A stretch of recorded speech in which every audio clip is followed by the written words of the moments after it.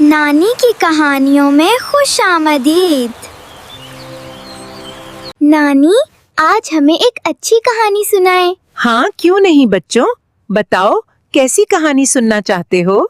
नानी, आज हमें ऐसी कहानी सुनाए जिससे हमें एक अच्छा सबक मिले। चलो बच्चों, सुनो फिर।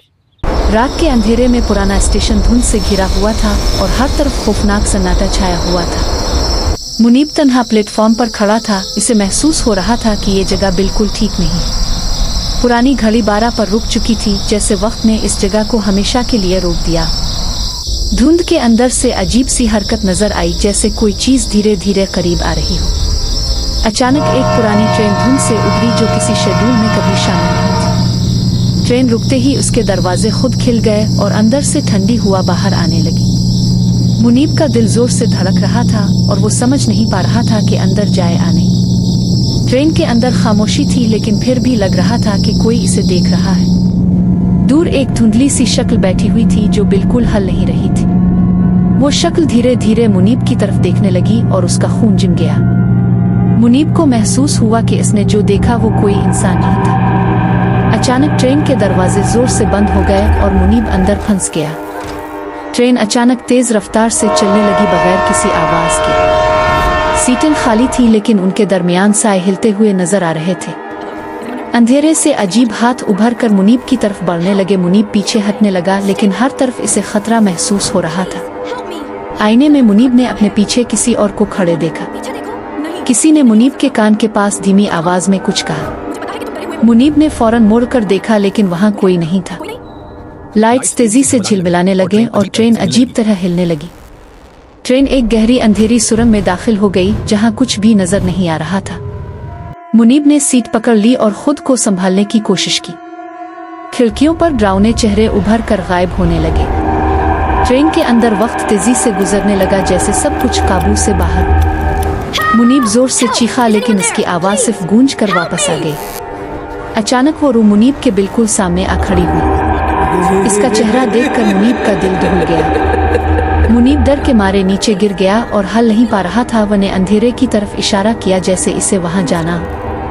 ट्रेन के अंदर एक नया दरवाजा नजर आया जो पहले वहां नहीं था। क्या ये खतरा है या फिर किस्मत? मुनीब डर के बावजूद इस दरवाजे की तरफ बढ़ने लगा। दरवाजा खुला और अंदर से तेज रोशनी निकली। अंदर एक और पुराना स्टेशन था जो और भी ज्यादा खौफनाक लग रहा था। वहां खड़े लोग जिंदा नहीं लग रहे थे।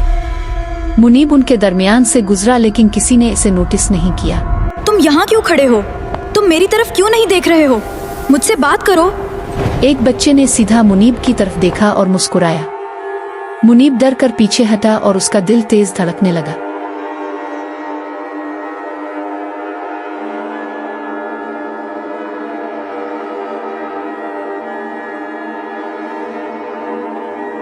स्टेशन धीरे धीरे टूटने लगा, जैसे सब खत्म हो रहा हो। सब रूहें एक साथ मुनीब की तरफ मुड़ गईं। मुनीब जान बचाने के लिए भागने लगा। मदद करो, कोई है? मुझसे दूर रहो, मदद! मैं यहाँ से अचानक ट्रेन की तेज आवाज गूंजने लगी। मुनीब भागकर वापस ट्रेन में चढ़ गया। दरवाजे दोबारा जोर से बंद हो गए। ट्रेन वापस इसी पुराने स्टेशन पर आ रुकी। मुनीब धीरे से बाहर निकला और हर तरफ देखा। स्टेशन बिल्कुल नॉर्मल लग रहा था, जैसे कुछ हुआ ही नहीं। घड़ी अब चल रही थी, जैसे वक्त वापस आ गया हो। मुनीब ने मोड़ कर देखा तो ट्रेन गायब थी। हल्की सी हुआ चली और फिर से सन्नाटा छा गया। मुनीब समझ गया कि ये सब हकीकत थी और ये स्टेशन अब भी अपने राज छुपा रहा है। बताओ बच्चों, आप लोगों को ये कहानी कैसी लगी और क्या सबक मिला? बहुत अच्छी थी। डर से भागना नहीं, उसका सामना करना ही असल हिम्मत है। माशाअल्लाह मेरे बच्चों, तुम दोनों ने बिल्कुल सही सबक समझा। ऐसी अच्छी अच्छी और सबक आमोज कहानियाँ देखने के लिए हमारे चैनल को सब्सक्राइब करना ना भूलिएगा।